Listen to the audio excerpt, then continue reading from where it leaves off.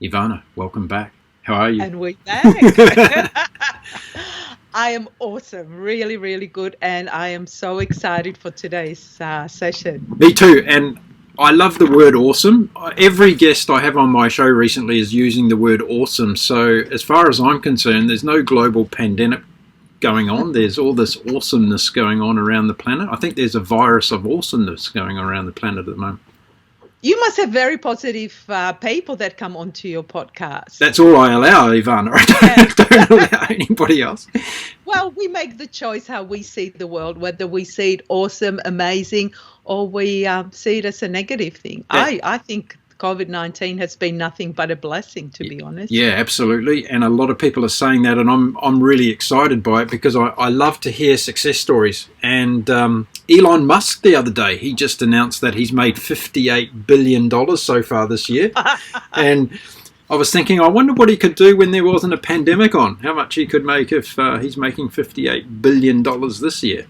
What was he doing? Oh, he split his shares off in his company. That's been a large part of it. But SpaceX and Tesla are going pretty well in terms of two businesses. I actually heard about Tesla, like their shares being up, and I'm thinking maybe I need to invest. Yeah, you might have to hurry and get on the train there because maybe I missed the boat on that. You have to sell your house otherwise to get on that train. So I think my landlord would be too thin. There you go. Well, we're going to talk about a different kind of business again today. You're back on the show again, and for those people that are watching maybe for the first time, shame on you. You should have been here from the beginning. But we're going to be talking about building the world's best website, aren't we, Ivana? Because that's what you do. You build the world's best websites. Oh my God, there's so much pressure you're putting on me. Yeah, absolutely. Yeah. Well, I've been doing it for long enough, so I hope that I know a thing or two about building websites. Brilliant. So we're just gonna quickly go over the things that, for anybody that missed the first episode, we're going to go over the things that you're going to be covering in this series and talk about all the 16 steps as you've made them to building a world-class website.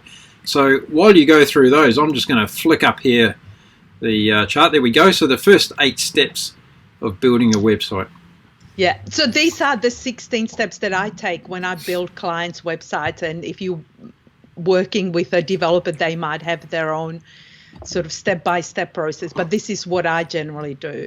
And because when clients come to me, they're at in different places. So some people may have registered a domain name, but so this is kind of an all-comprehensive list. And so this is what we're going to cover. Each sort of session, we're going to do 1 or 2 items on the list.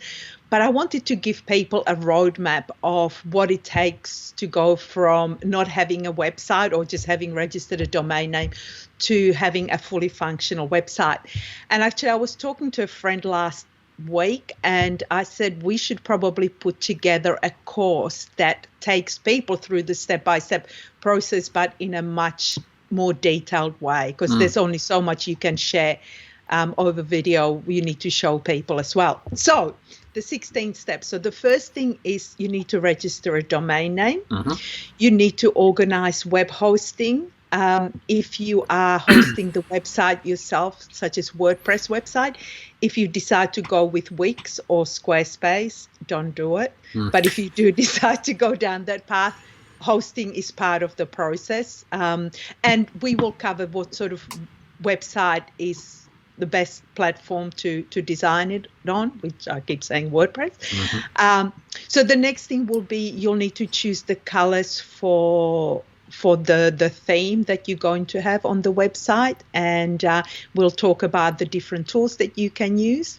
Because sometimes I see people, they go, well, I want yellow and blue, and there are thousands of shades of blue colors and of yellow, and they don't always complement each other. So I'll show you tools of how to pick colors that complement each other or that work well together. We're going to talk about getting a logo done, a professional logo. And I have to say, for the longest time, I kept saying, oh, logos are no big deal. Don't worry about it. Don't waste your money. But I've changed my mind. Right. Being a girl, I'm allowed to change my mind. There you go.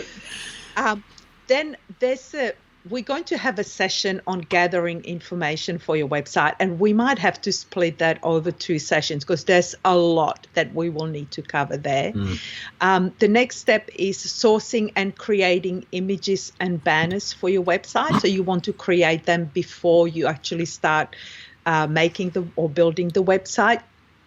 We're going to plan or talk about how to plan and structure your website, what pages to include. We're probably not going to cover too much on installing WordPress, but we can briefly touch on that. We will talk about what theme to choose for WordPress and why. And then the next step that I usually would do is I would add the text, images, slideshows, videos, and basically the content that you have prepared. The next step would be install and configure plugins. Now on WordPress, plugins is what gives you extra functionality. It's what allows you to automate your website. It's what allows you to add a shopping cart and all sorts of things. So plugins are a wonderful thing. Again, if you are using Wix or Squarespace, they have their own tools, so you don't get a lot of choice. But on WordPress, plugins is what gives you the functionality. We're going to talk about the importance of adding Google Analytics. Because what a lot of people don't understand is if they've got their own hosting account, they do get statistics for their website. But if they move the website to another hosting company, they actually use all of the data. So having Google Analytics installed on their website is great for a long-term overview of what your website has been doing.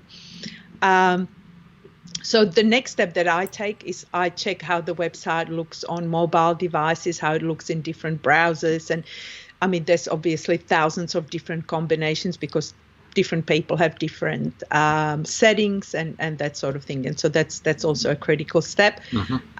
We will touch on optimizing your website for search engines. That's a big topic. We could probably talk about that for months. And finally, the thing that nobody wants to talk about is the backups and security. That's kind of one of those things that people just shut off. It's too hard. It's never going to happen to me. And I read somewhere the statistics that over the sort of since March, since we've been in lockdown, there has been an increase. I think it's about 37% in hackings of small business websites. Wow. Yeah, so that's pretty big. And the thing is, a lot of people believe, I've got a small business who's going to want to attack my website, and that's just it. They want to because they can. Yeah. Because a lot of small businesses, they don't have teams that look after the security. So that's going to be an important topic that we'll have to discuss. Yeah. But that'll be kind of towards the end. So basically, those are the 16 steps that I take when I create my clients' websites. Some of it, obviously, if you're doing Wix or Squarespace or Jimdo, then you're not going to need to install WordPress. But a lot of the things apply, like creating the content before you actually start building the website and having your images and banners and everything like that. Yeah, right. Now, I got a message from someone. I can, but I shouldn't. I won't say their name. After the first episode we did together, and they asked me, and I don't know whether it was tongue-in-cheek or whether it was serious, so let's take it as a serious request because it's one of those topics that we need to be mindful of. They asked me if you were getting paid by WordPress to promote their products so much during the show. I wish I was. WordPress is actually free, but I should be speaking to somebody about promoting it, shouldn't I? That's funny. So there you go. So the answer is no. It's a free product. No, I don't. But I'll share a story about WordPress and how I came to do it. Many years ago, for years and years and years, I was using a tool called Front Page, and that was like back in the dark ages. And then I realized I needed to kind of move with the times, and I started looking at different software so that I could, because a lot of my clients were asking me if they can update their own website, and I couldn't give them content management because I didn't know how it worked, and it was just so complicated.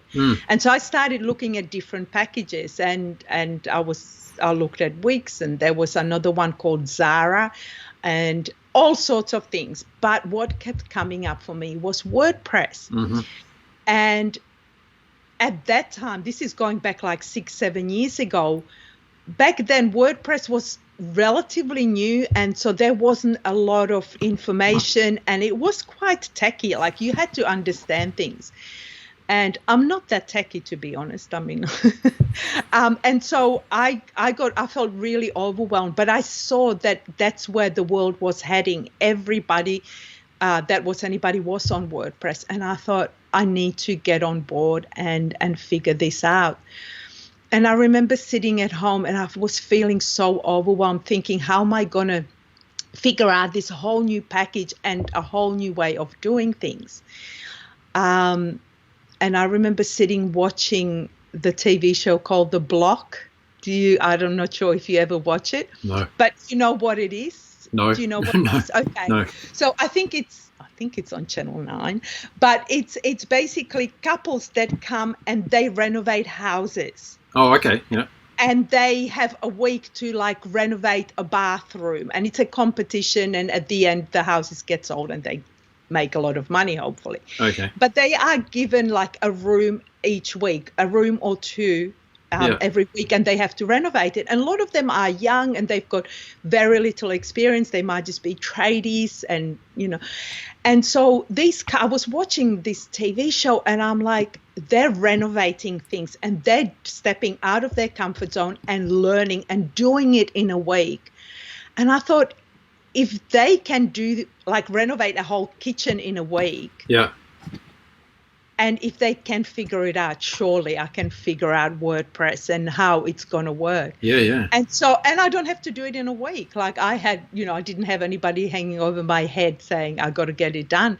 And so that was one of those moments when I thought, okay, I can do this. And so ever since then, I have not looked back. And if you talk to any serious web developers, most of them probably will say the same thing. Because when you compare, WordPress is at about 70, or it was at 70 plus million websites. So wow. It's growing. Yeah. So for everybody around the world outside of Australia that's listening today, The Block, is that what you called it? The Block? The Block. Yes. Okay, Australian TV show. Go on to, what was it, Channel 9, did you say? I think it is. Okay, Channel 9. Get onto their website and check it out if you want to watch young people renovating houses and stuff. But a great metaphor for building a website and learning how to do it on the go. Now, if you haven't watched this in our previous episode, Ivana and I having a bit of fun with this. The story goes like this. Ivana's been so fantastic that she's helped us build our website, our new website at Humanity. And we're kind of going to be using that as a role model as we go through the series. And Ivana will talk about things that she did for our website in relation to each episode that we're talking about on the subject that we're talking about that day. Now, this is going to air just a couple of days after we launched our website, Ivana. So people now are going to be able to go and have a look at humanity.com and see the amazing work you did. Now, I had a chat to Ivana before we started the show today, and she said to me that she can handle another 50 clients per week at the moment. So if you love our website and you want this lady to make you something awesome like that, then just get in touch with her through the show notes, because she's done an amazing job. So there we go. If you haven't watched, humanity.com is our website, and we are the role model for Ivana's brilliant work. Now, when we left last time, Ivana, you gave everybody some homework, didn't you, to do? We did. We were, so we had 3. Let me just go back because I can't, my memory is shocking. But so we asked people to come up with a domain name, and if anybody had any questions, they could ask. So I'm not sure, have you had any questions about domain names? I have. And do you want to? I do want to share. So I got an email from a guy called Alan in Scotland, and he watched the video, and he said to me he's just starting a business with his friend. He didn't say his friend's name, so we'll just say Alan and his friend. Yeah. And they're starting a textile business, actually, so they're selling clothes online, basically. And he said, we're having a big fight over the domain name. And I suggested that he might want to think about his partner. If they're having a fight over a domain name, what's it going to be like for the rest of their business, right? But he wanted to know in all seriousness. He said, look, we've been on to looking at the registration of different names that we've come up with, and our first kind of 10 ideas were all taken, and we just can't find a name that we like. So what do we do in that case? What's the next kind of piece of advice from Ivana about, do we just go with something we don't actually like or happy with just because we need to register it? Okay, I think one of the things that we touched on last time was that you can add an extra word to your domain name. So do you have any idea what domain names they were thinking about registering? No, he didn't actually tell me what they were. Okay. Yeah. Well, look, I would say it doesn't have to be the name of your business. It can be something that has the keywords of what you're actually selling. So if it's clothing, mention the word clothing. If you're in a particular location, you can mention the location. Just make sure that the domain name is not too long. But the funny thing is, so I've been very focused on making sure that your domain name has keywords, the name of your business, or that it describes what it is that you do.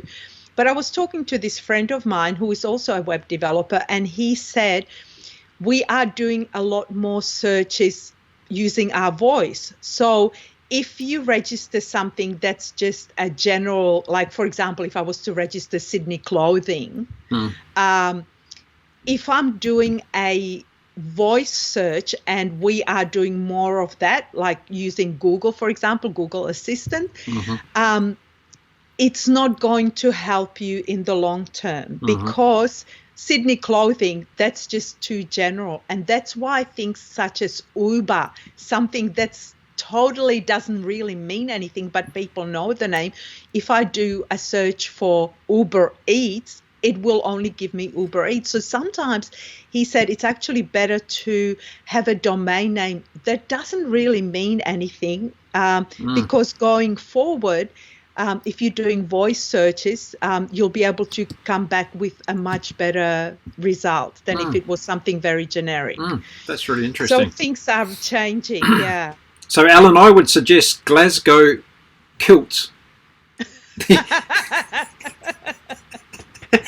you go. Good Scottish name for your business. Glasgow Kilts. Everybody, I hope you make kilts, though. That's the only thing. If you don't make kilts, you're going to be in a bit of a strife. But otherwise, just send me, did we put there's an article I think we put in our last week's show notes. He can have a look at all the different extra words that he can add to make his domain name hopefully available. And otherwise, he can just shoot me an email and I'll be happy to have a look and maybe come up with a few suggestions. Okay, brilliant. So there you go, Alan. Ivana's going to take care, as she does, of everybody. So you'll come up with the best name there. Okay, so the domain name was one of the steps in the homework. What was the second thing? Was to get a logo created, and we talked about actually having it done professionally rather than doing it yourself, because I've seen some pretty shoddy work, people using paint to create their logo, and your logo is really the first thing that people see.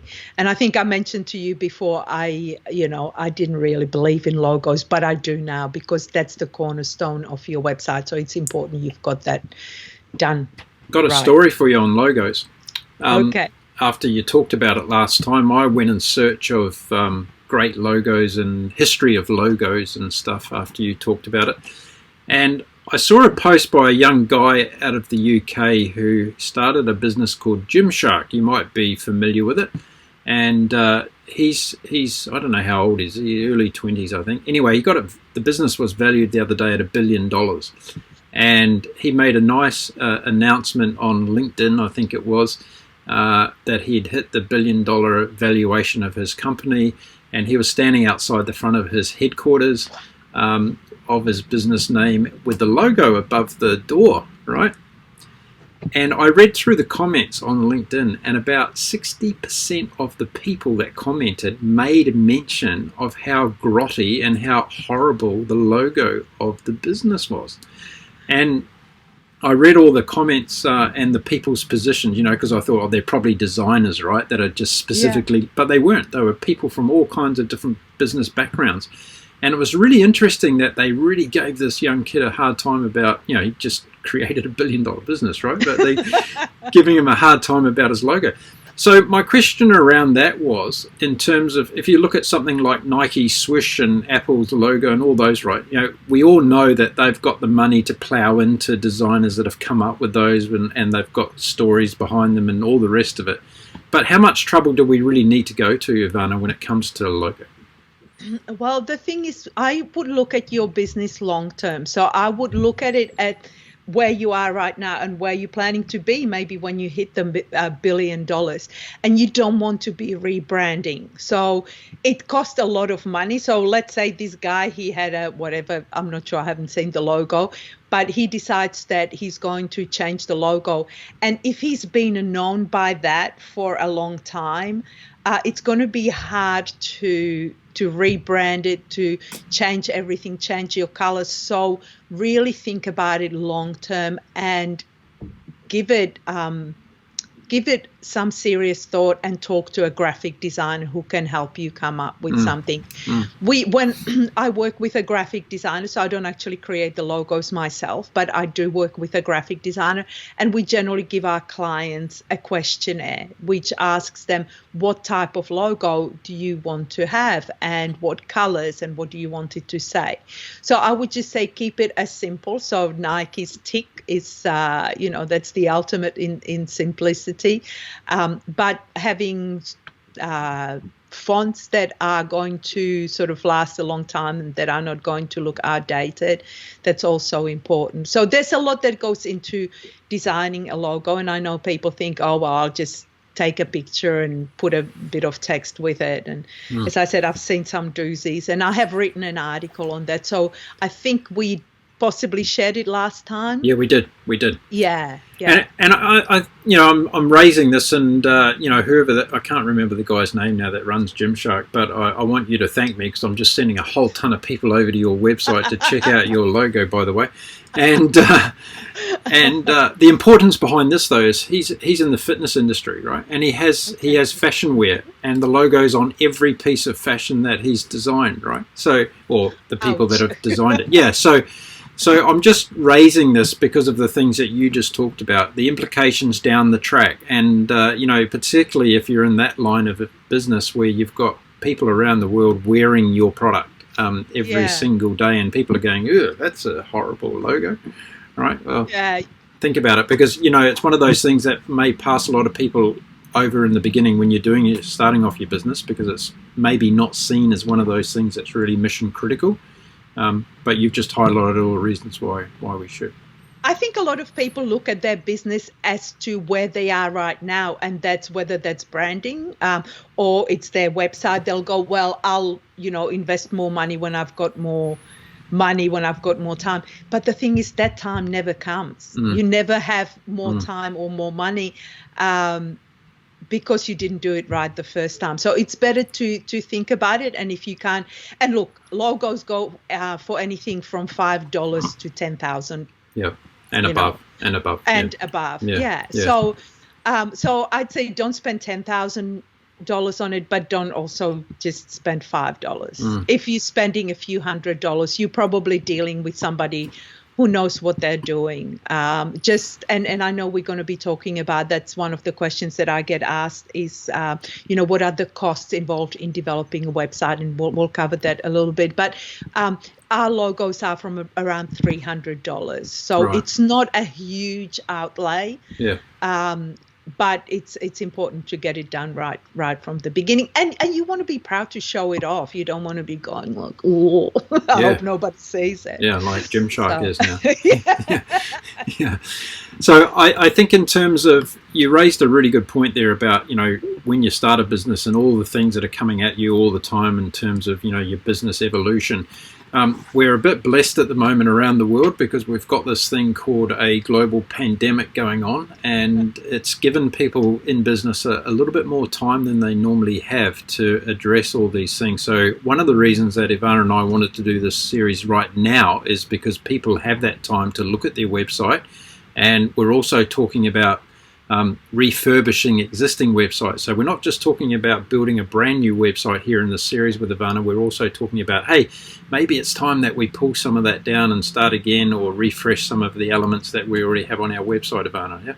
Yeah, I would say for 90% of people, it's a lot easier to start from scratch. So if you've got a website that's not working for you, sometimes trying to tweak it, it's just too hard. It's a lot easier to start afresh. So yes, absolutely. Very good point. Okay, so we've talked about domain name, we've talked about logo, and what was the third thing that people had to do for their homework?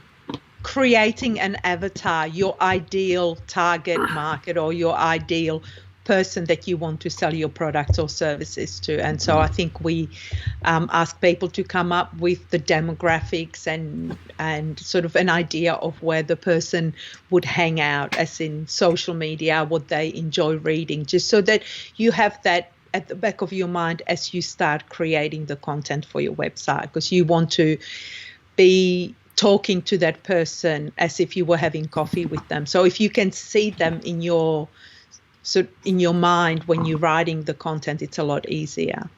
Yeah, fantastic. Now I just want to quickly throw in there some things that happened at Humanity when we were doing our process with our website on this, because you asked me in the beginning in terms of who's the demographic that listens to your podcast and all the rest of it. And I just told you before the show today that it's a completely different demographic than what we thought we were actually talking to, right? So that's the other thing when you're in that startup phase, is to, some of these things are not set in concrete. It might be that you're targeting your product towards a certain demographic, but it could well be that you get a nice surprise that you're actually hitting another market, and that creates opportunities. So small businesses are all about being flexible, agile, being able to pivot, being able to produce either products and services that fit a market that unexpectedly comes along. And for you, it has been a process, and and I remember getting your emails, and every second day you had changed something. Yeah. Based on the feedback that you had and discussions that you had. And that's the beautiful thing with business online. You can do that. Nothing is set in stone. Like back in the day when you used to print brochures and flyers and things like that, it was a lot more expensive to change things. Whereas now, if you've got a website, you've got your social networks, you can easily change it. It doesn't take a long time. Yeah, and I want to talk to that, because I think that's really important for people to understand. And I think you're bringing up a really great point, because as a business owner, one of the things that you kind of have in your mind is that you want to get this website to market as quickly as possible, because you think that it's going to change your business overnight, right? But the reality is, spend that extra time. And we did a lot of brainstorming, because you asked the right questions, and we went away and said, okay, we hadn't thought about that, or we need to think about this, and how are we going to do this? And we had to look 6 months down the track, 12 months down the track, and how's it going to be then, right? So you've got to go through that process. So I would suggest to anybody, based on what we've done with Ivana, is to slow down, take your time. I made a big announcement on our last episode, Ivana, that next week we're going to have our website launch. Remember that? And I'm going, no! Yeah. And it was actually a month to the day that we launched the website after that conversation. Yeah. But the reason why that was, and this is the serious part of it, is that we actually stepped back and said, okay, it's more important to get this right at time of pushing the button and announcing it to the world than it is to be sorry that you didn't go through that process, right? Yeah, and the thing is too, Mark, in most instances, even when people press the start button on their website, nobody's actually looking. Yeah, exactly right. Exactly right. Because, in your case, because you've got an active audience and you've got people listening to your show and things like that, so you've already got audience that will be coming and having a look. But in most businesses, if you're just starting out or you're redoing a website,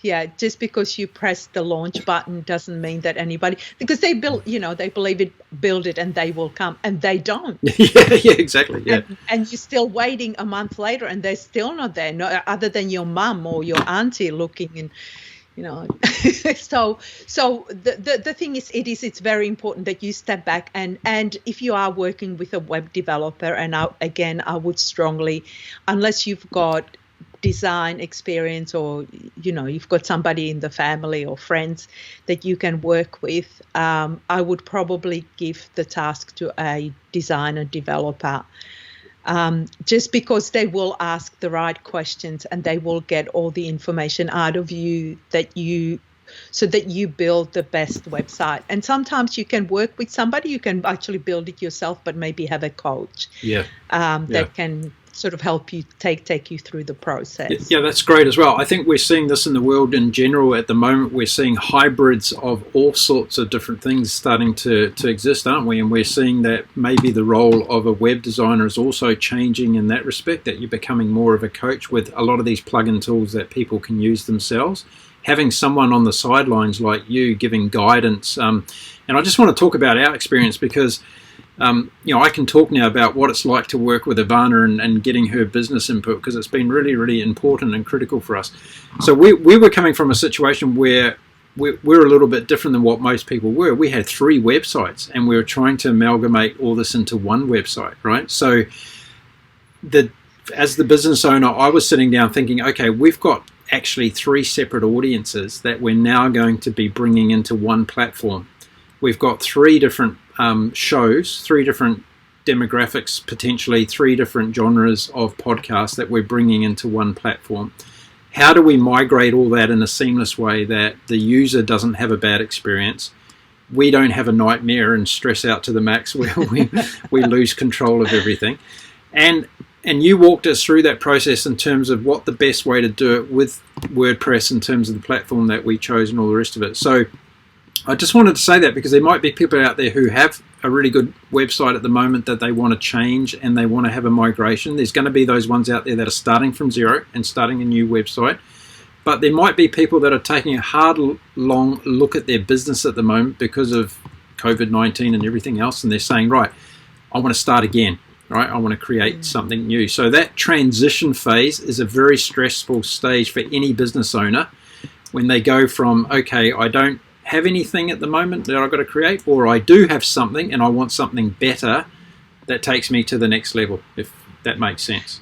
And it's very confronting, because I know when I ask the questions, I know that sometimes people go, I don't want to deal with it. I don't want to. It just seems so hard. But I think what you did, because I saw your process as we discussed things, you actually changed the domain name. It was going to be something different. And then you thought, no, let's go under humanity.com. Yep. And I know that I kept questioning you, why are you doing it? And then when you explained it and you had the reason, I'm like, okay, well, that makes perfect sense. And so it's a process, and it's, as you said, it's important that you take your time to think about it, because you don't want to be creating a whole website. I mean, now I'm not sure how many pages Louisa is up to now, but you've got, maybe 100 pages on your website already.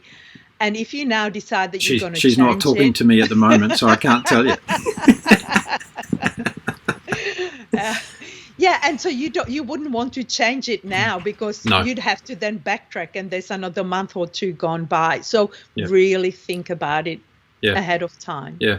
Thanks for listening to that, Ivana, because I think it's really important for people watching today to get the feedback of what we've been going through in terms of, having that association with you and getting that expert advice. That's really helped us to, we would be another 3, 4, 6 months down the track and throwing our hair out, and Louisa and I probably wouldn't be talking to each other after that if we were doing it. But it's great to have this kind of mediator as well in the middle that's able to bring the expertise, bring the knowledge, experience, and all the rest of it. And, we've been going around in circles in our minds, but we speak to you and it's like, okay, now it's clear. Let's go and do it. This is the way that we need to do it. So if you're out there and listening and you think you can do it all yourself by pulling down these Wix and these Squarespace and all these other things that you can plug and play, don't do it. Like, we've been there. We did it. We made the mistake. We learned from our lesson. And we contacted Ivana. Or do Ivana. it and learn if you've got time and you want to learn. Absolutely go and make the mistakes, but we'll eventually end up on WordPress. You end up at Ivana's I'll have a talk to them if I can get a commission. Sponsorship, yeah, exactly right. Okay, let's get on with today's show. So what are we going to walk people through today, Ivana? Well, today was just kind of an overall sort of, so the 16 steps, which we already discussed.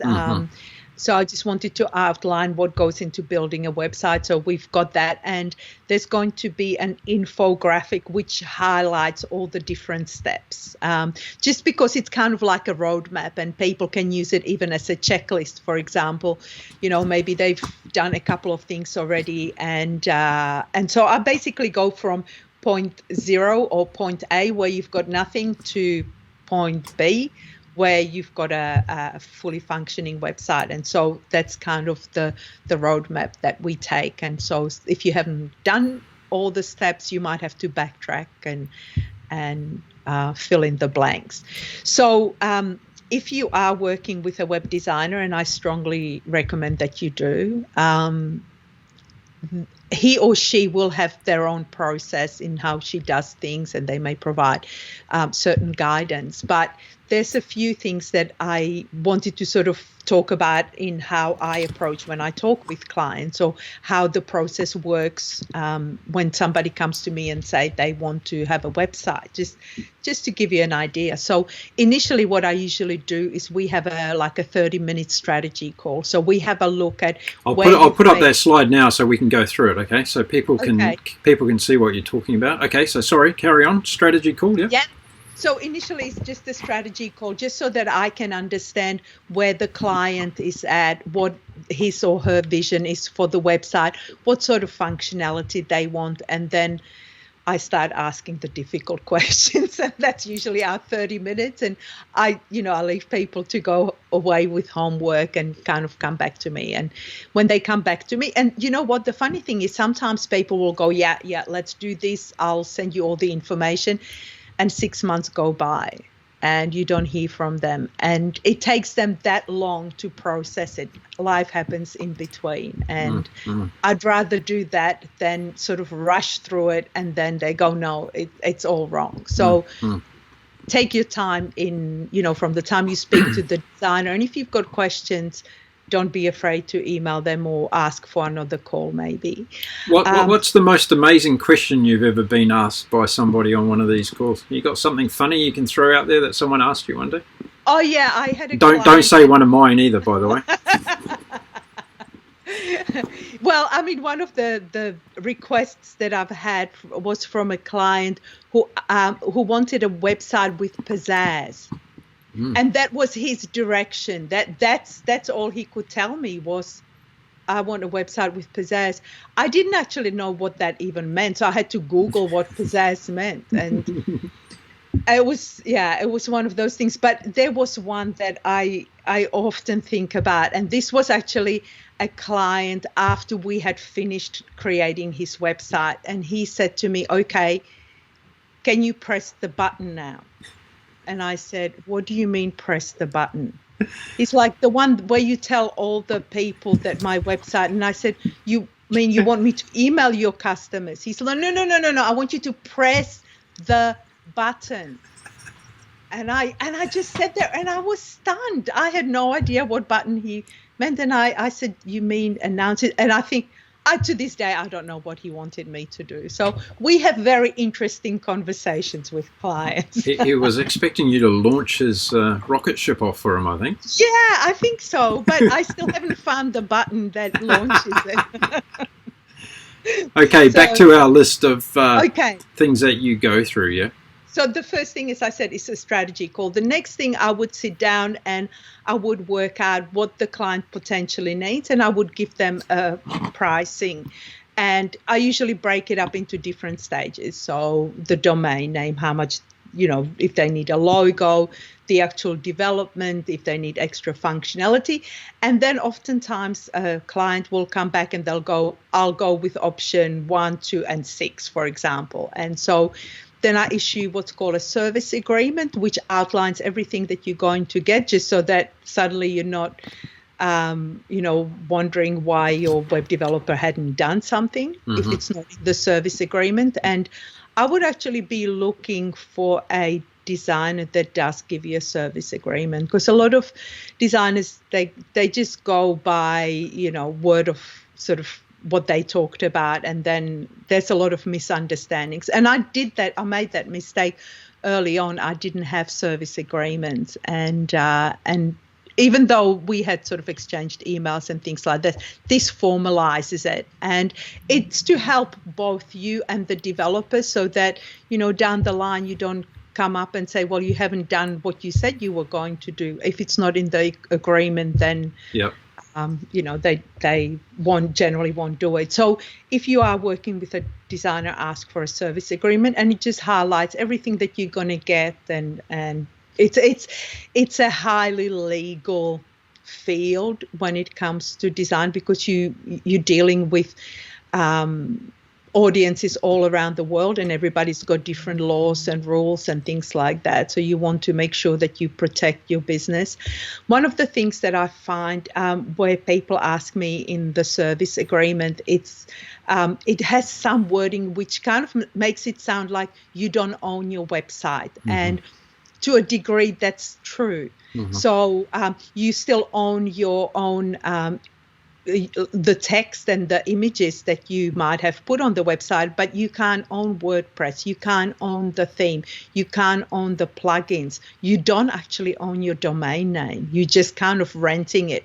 So there's a lot of things that go into designing a website that people might not be aware of what they actually belongs to them and what doesn't. And as I said, intellectual property, yes, but everything else, not so much.